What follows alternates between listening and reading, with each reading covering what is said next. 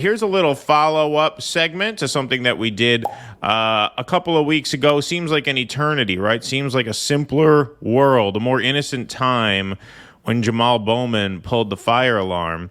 But now he has been charged with setting off false fire alarm. The New York Times reports the congressman from New York set off the alarm in the Cannon House office building last month as Democrats were stalling for time to read a spending bill. New York Times reports prosecutors in the District of Columbia on Wednesday charged Representative Jamaal Bowman, Democrat of New York, with setting off a false fire alarm in a House office building last month in an episode that added to a day of mayhem on Capitol Hill as Congress rushed to avoid a government shutdown. Mr. Bowman will plead guilty to the single false fire alarm charge and has agreed to pay the maximum fine of $1,000, according to Gabriel Shaglo-Rubenstein, a spokesman for the D.C. Attorney General's office. Any charges will be dropped in 3 months if Mr. Bowman provides a formal apology to the Capitol Police and pays the fine, as is standard with such charges. The charges come about 3 weeks after Mr. Bowman was caught on video setting off the alarm during a vote on the House floor. At the time, Democrats were stalling for time to raid through a hastily put together Republican-written stopgap spending bill to avert a government shutdown that was to commence in just hours. Mr. Bowman was accused of intentionally pulling the alarm to cause a delay, but he claimed it was accidental.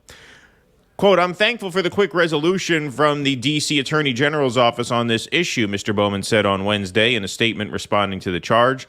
I am responsible for activating a fire alarm. I will be paying the fine issued and look forward to these charges being ultimately dropped. Mr. Bowman also said he was grateful that the Capitol Police General Counsel's office agreed I did not obstruct nor intend to obstruct any House vote or proceedings, but no such determination was made public. The Attorney General's office does not handle obstruction charges, which are felonies. Congressman Bowman was treated... Well, not only that, that goes to intent. They wouldn't issue a judgment like that. Right. Congressman Bowman was treated like anyone else who violates the law in the District of Columbia. Yeah, Mr. Shaglo-Rubenstein said in a statement.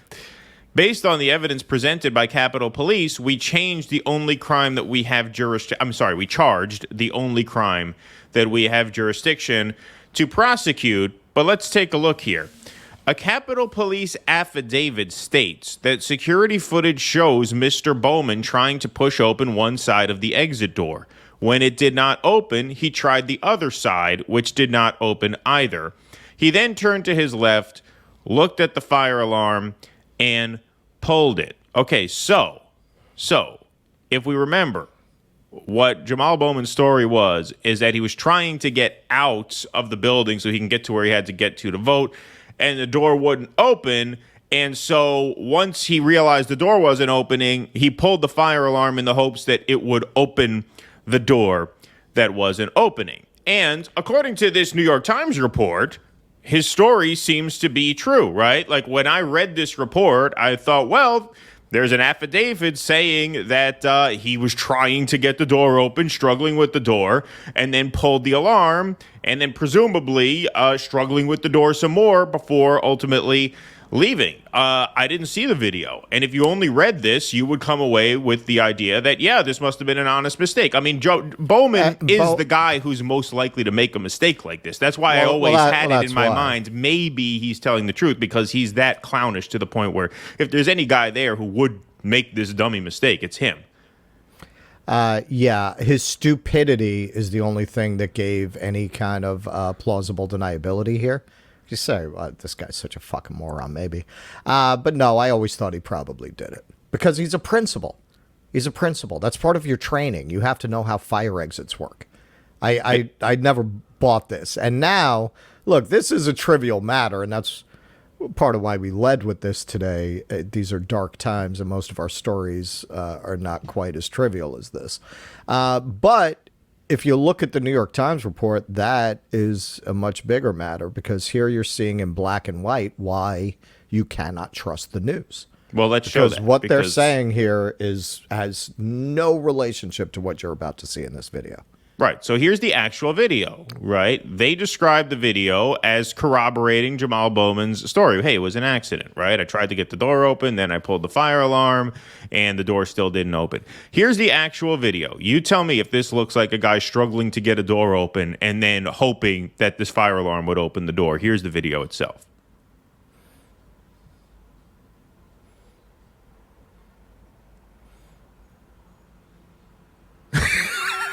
That's the video that they described as Jamaal Bowman goes to the door, tries to get it open, and then pulls the fire alarm. Here it is one more time. First of all, that sign made the rounds on social media, a sign talking about, hey, if the door doesn't open, pull the alarm, wait 30 seconds, and then see if the door opens again. And what people realized when watching the still, because they released a screenshot of this, is that those signs weren't on the door at the time. So if you see, he takes the sign off. Looks like he takes the sign with him. Mm-hmm. And the screenshot that they published was like that, pretty much, where there was no sign on the door. Now, we didn't realize at the time he's holding one of the signs, and one of the signs is on the floor behind him.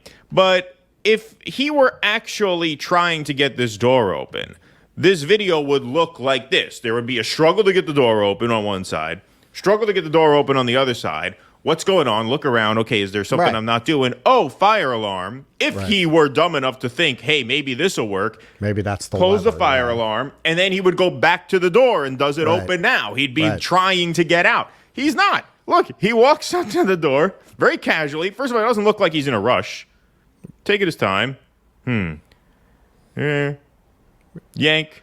Walks away. Okay, and this, and understand, I mean, I think the reason he pulled down the signs was in his mind so that to give himself an alibi later that the signs weren't there.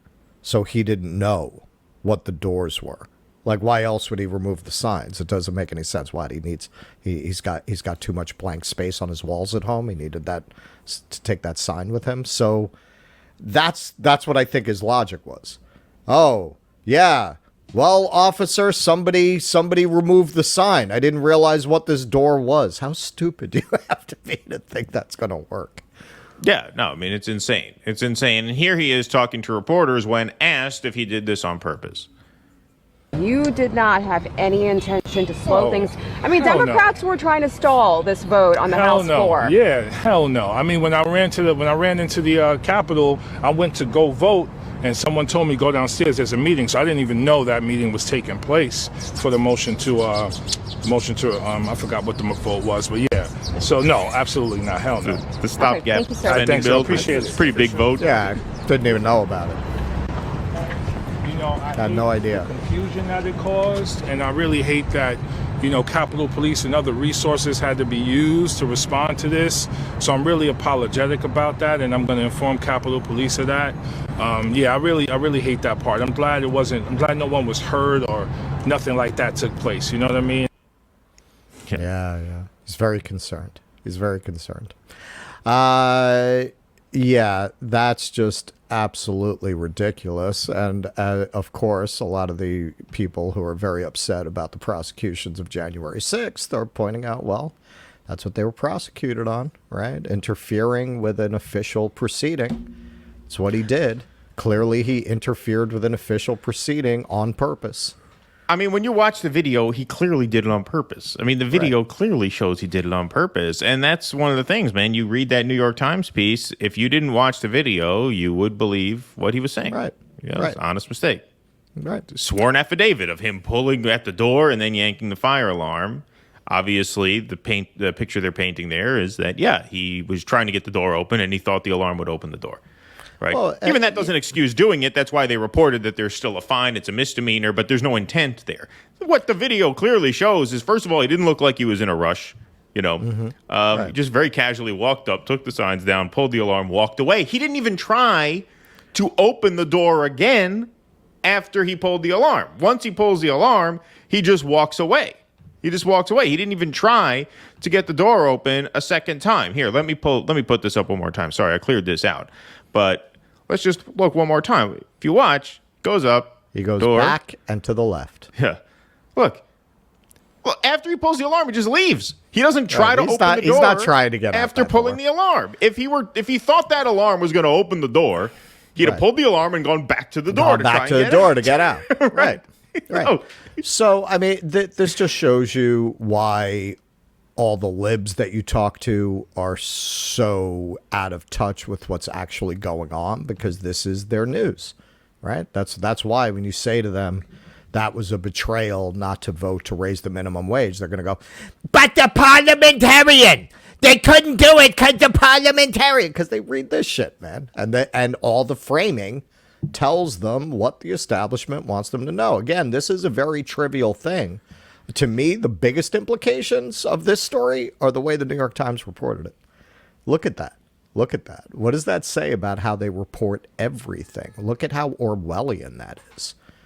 Don't believe your eyes. Don't believe. There's video out there, but no.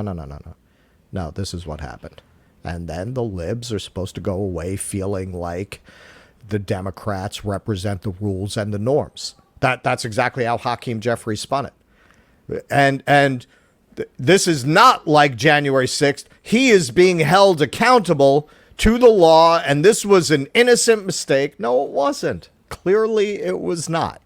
So So what? Hagar the Horrible gets sent off on a 20-year sentence, which thankfully was commuted. He got 5, but some of them have gotten well over 10. He didn't get. I thought he got a crazy sentence. He got like 5 or 6. I mean, five is crazy too. 5, yeah, of course. But they commuted it though, right? Yes, they commuted let him it, out. yeah. All right. So why isn't he going to jail? He interfered with an official proceeding.